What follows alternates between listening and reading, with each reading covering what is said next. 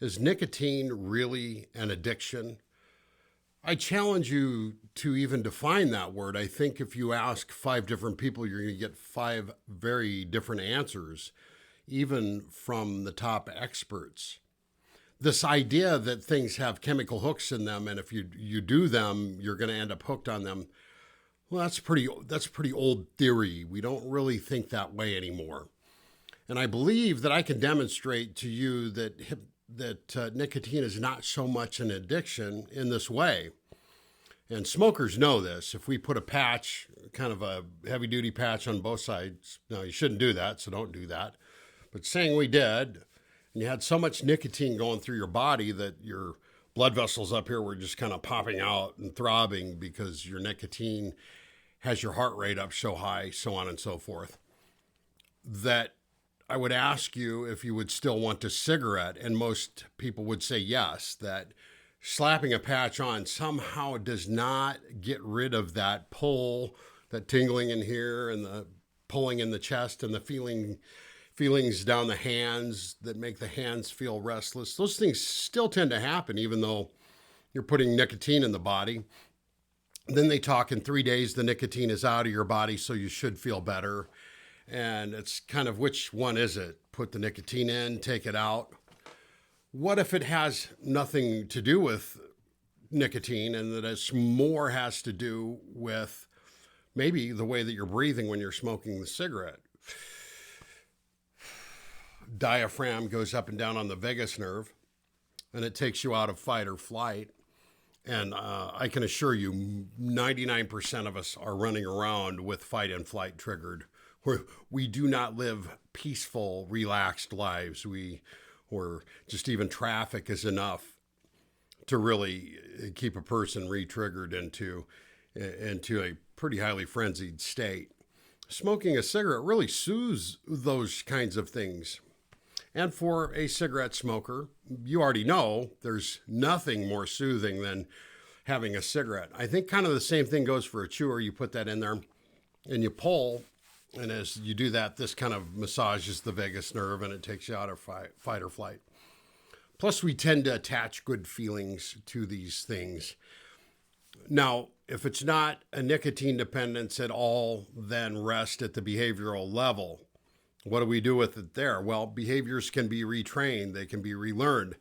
And I assure you, if you take this hot smoke and you scorch the back of your throat with it and have it cost you $10 a day and stink the place up and stink your clothes up and burn your eyes and do all these things and have people complain to you that you're smoking, you do all that and you make that better than sex. If you can train yourself to do that, you can train yourself to do everything, including to not do that anymore. So these things that we call withdrawal and cravings and those kinds of difficulties, we can train those things out. You can part ways with the cigarettes comfortably. I assure you, I've helped probably at least 6,000 people quit smoking. That's a lot of people. I've learned a lot of things, and there's a lot of ins and outs. And at the end of the day, I can tell you it's easier to quit smoking than you think. It's totally possible. As a matter of fact, half my clients walk away from cigarettes and say things like, it's just like I've never smoked. I didn't have any withdrawals at all. It was very easy. There was no grinding or churning or, feeling like I was crawling out of my skin. And that happens a lot. Some people have to work at it a little bit. It's not a total freebie, but it's far easier than white knuckling through it and just grinding your way through it by sheer will. On that note, let's discuss willpower. What does that even mean? What is a willpower? How many units of it? Where do we put it? Where do we apply that force? Are we talking one half of the brain kicking the other half of the brain's butt? They get in a fight, and the one part of the brain that wants to smoke, the part of the brain that doesn't want to smoke, kicks the other part's butt. Is that what willpower is? That's uncomfortable. We don't need to do that. Let's get all parts of you, every aspect of you, to commit to being free from cigarettes. As a matter of fact, I have a technique to deal with that. And when your brain becomes unified and all parts of you are working together to quit smoking, people have a gestalt and it becomes very easy to quit. On that note, let's get you there. Let's take you to that place called threshold. And people are right. You do need to be ready to quit smoking, but there's a structure to that we can create. I can get you ready. I can have you be in that mental state where you're absolutely committed to quitting. We can get you there. We can get you good and tired of it. You already are if you're even looking at this. And then we can help you find all the aspects in your personality that carry power. So when it's time to not have a cigarette, and say you're quitting and it's time to pass on a cigarette, instead of having nothing but a craving, we're going to make sure that your brain kicks on, both hemispheres of your brain turn on, all your talents, all your capabilities, and all your strength comes alive at those choice points. And when that happens, we start to create miracles and we start to create a sense of ease around this, and it becomes much, much easier. So you've got to try to quit smoking a couple times. I've got to quit smoking 8,000 times, so to speak. And I've learned a lot through the people that I've helped, and I know the ups and downs and the ins and outs.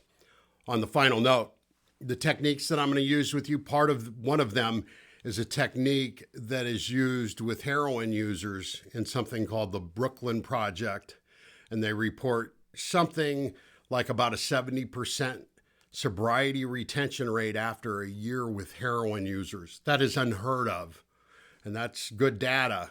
That comes from a study. When I have the study, we're going to use that technique with you, the technique that gets heroin users off of heroin.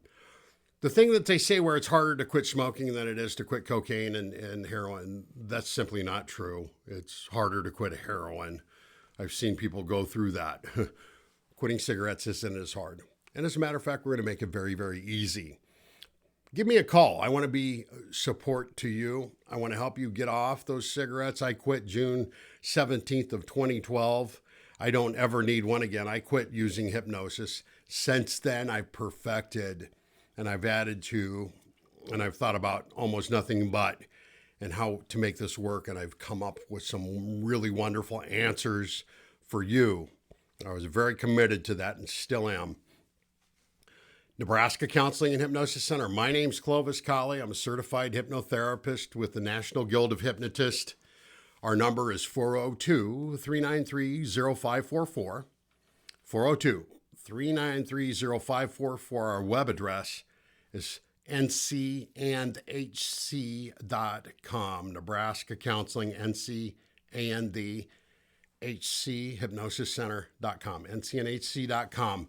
I look forward to giving you help here and having you do something you're going to be so proud of. You're going to really love yourself. Me quitting smoking was the best decision I've ever made.